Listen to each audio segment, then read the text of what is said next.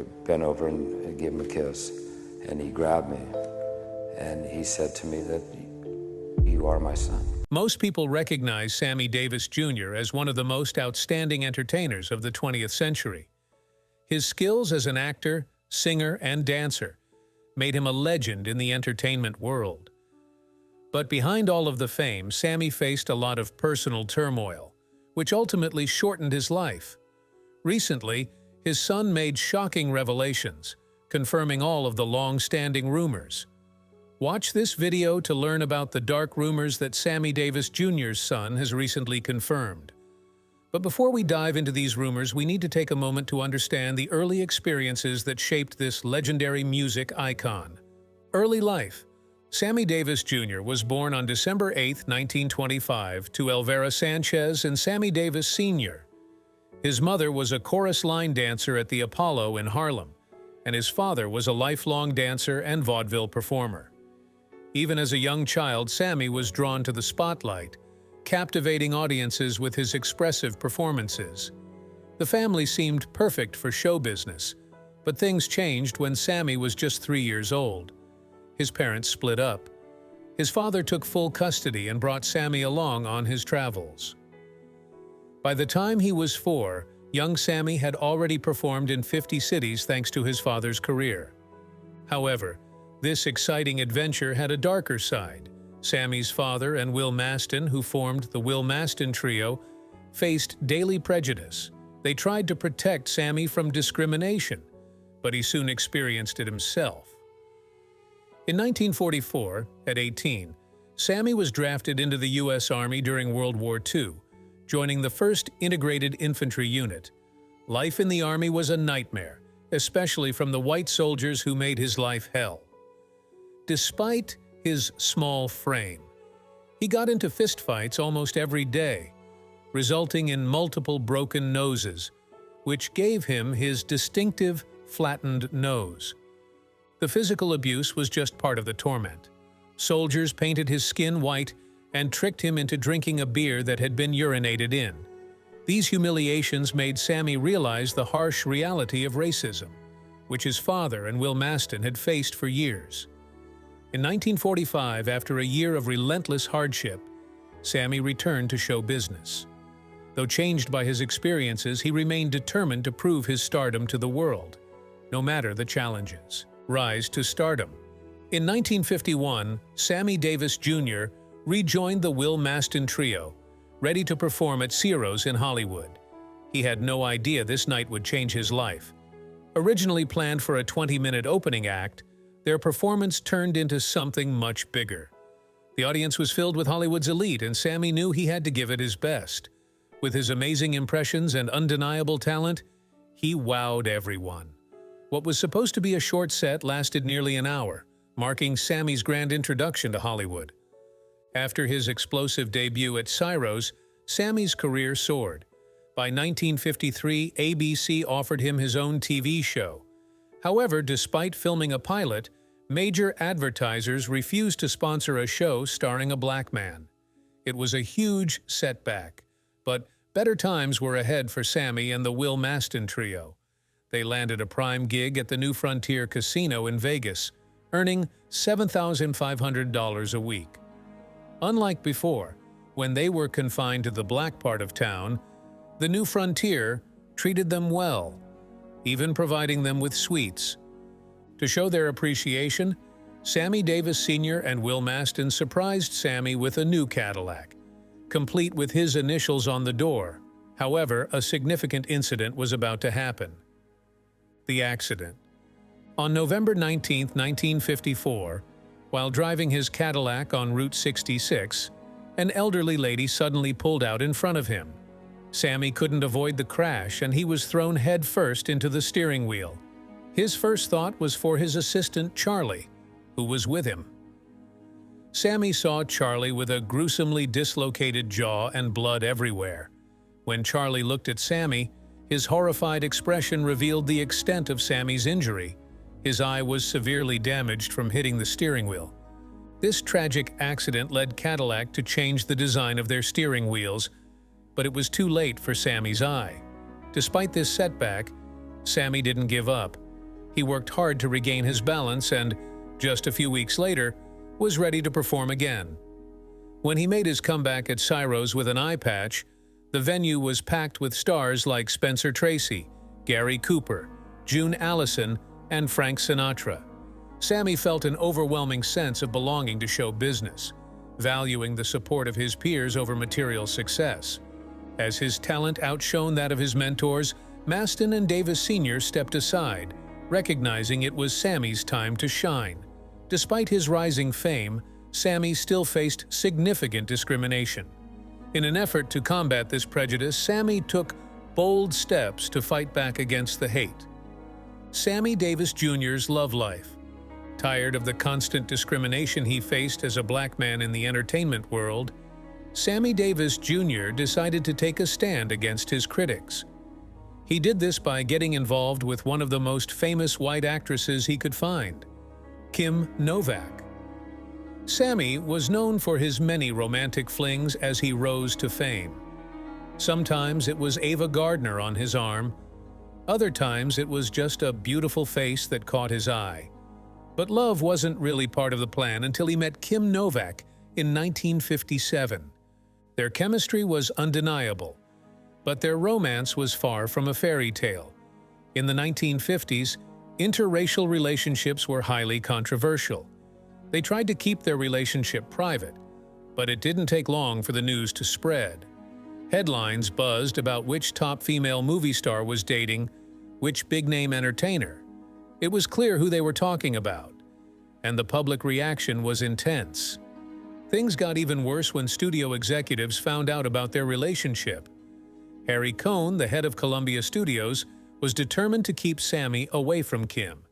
He had spies monitoring Kim's every move and made sure reporters were all over Los Angeles, eager for a scandal.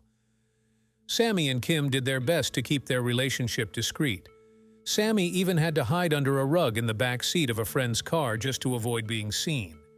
Despite their efforts, Cohn realized Sammy and Kim weren't going to give up on each other. So he did something drastic. He had Sammy kidnapped for a few hours to scare him. As if that wasn't enough, he also threatened Sammy's father, saying he'd send people to harm him unless Sammy agreed to marry a black woman. After his release, Sammy was at his suite at the Sands Hotel, frantically searching through his address book. When his assistant asked what he was doing, Sammy casually replied that he needed to marry a black woman and was looking for someone willing to do it. Fortunately, he found a local dancer named Lorraine White. Sammy proposed to her, promising payment for the marriage, with the plan to end it after a year. Lorraine agreed, and they got married in 1958. The wedding wasn't exactly a romantic story. Neither Sammy nor Lorraine was thrilled about the marriage, but Lorraine made sure to get what she wanted. After becoming Mrs. Sammy Davis Jr., she went on a shopping spree, buying 20 new pairs of shoes and flaunting her new status in Jet magazine.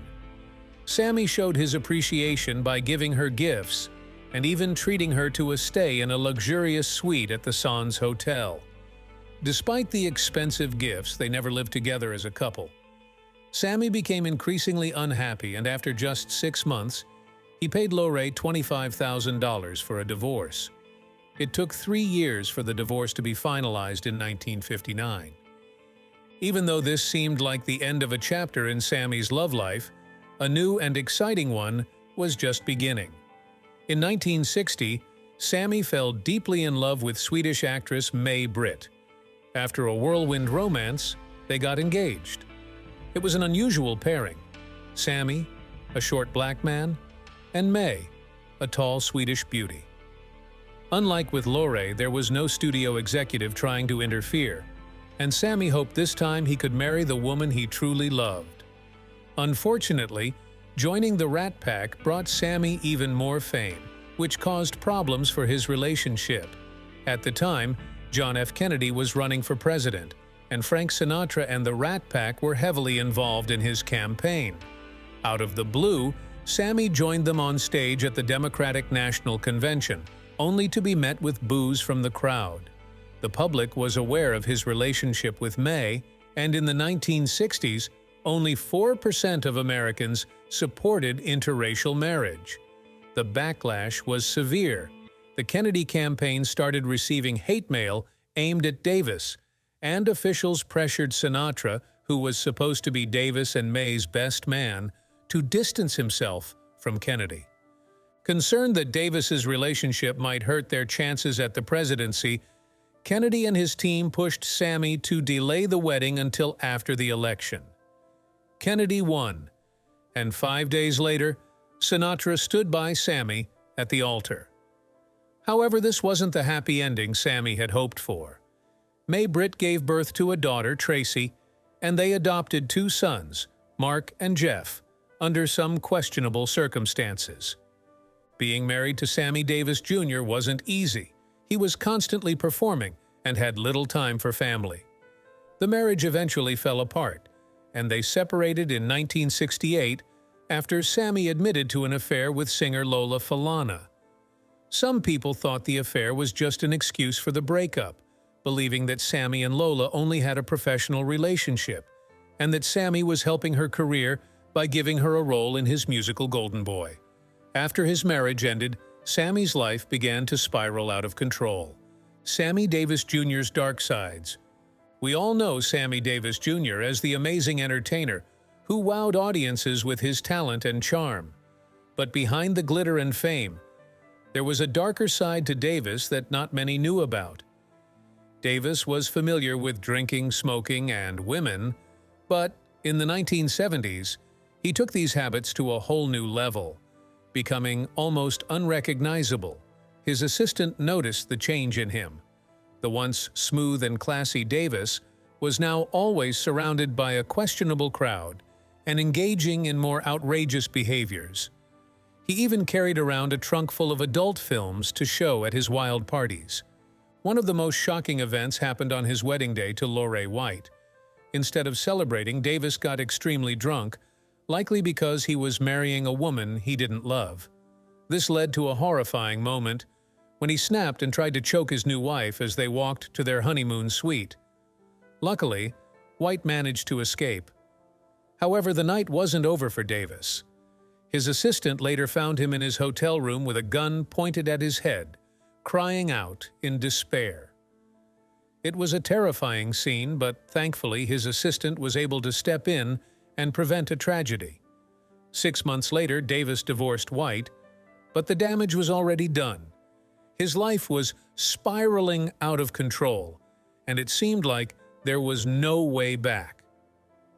Sammy Davis Jr.'s final romance. Despite all the challenges Sammy faced, he managed to win over white audiences. Unfortunately, he still couldn't gain acceptance from black audiences.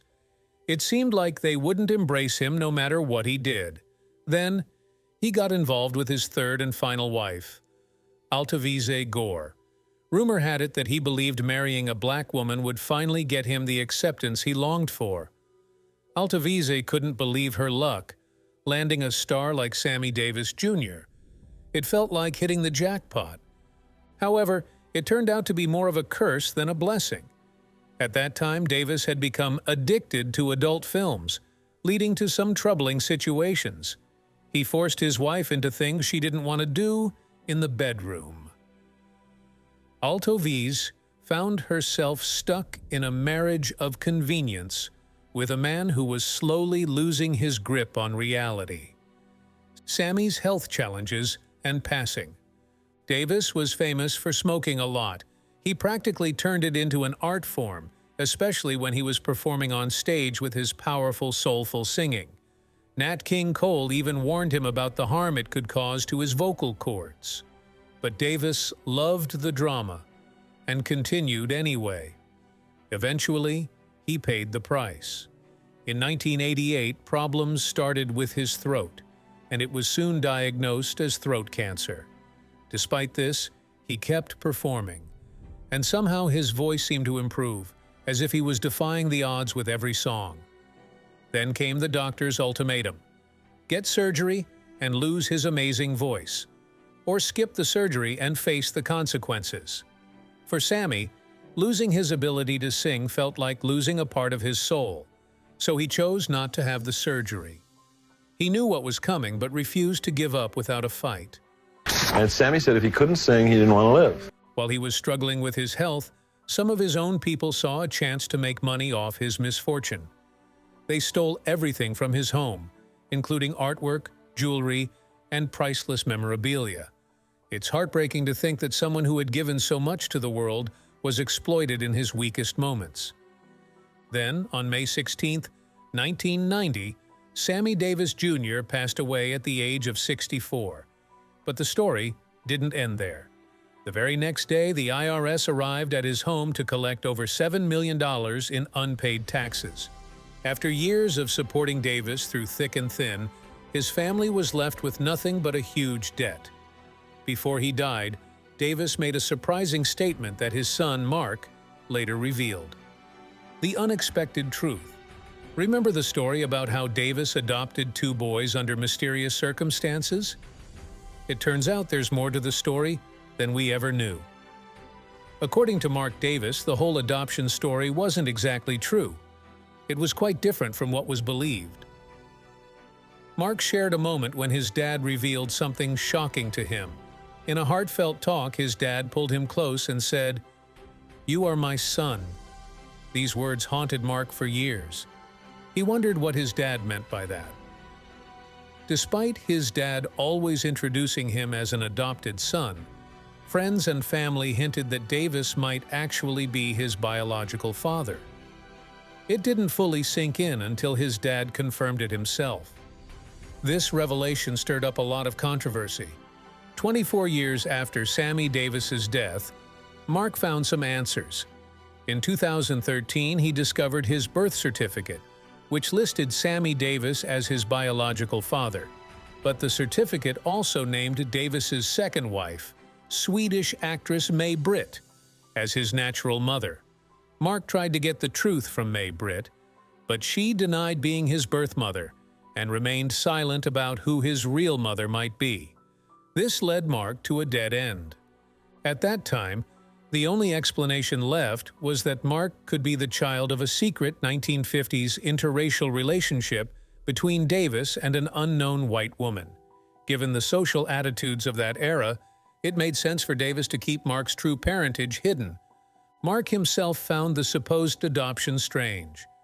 "Dad was very loving, but the adoption story never made sense," he said.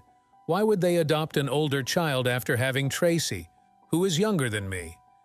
This left Mark in a state of confusion and questioning his origins. Tracy, unlike Mark, was sure that their father wasn't Mark's biological parent, which troubled her deeply. In 2015, Mark decided to end the speculation. He took a DNA test and revealed the results on national television. Sadly, the results confirmed what they had feared. Mark and Tracy did not share the same biological parents. This only led to more questions about who Mark's real parents are and what he might discover next. Only time will tell. I want to thank you for watching, and please leave a like and subscribe to the channel for more updates. Till next time.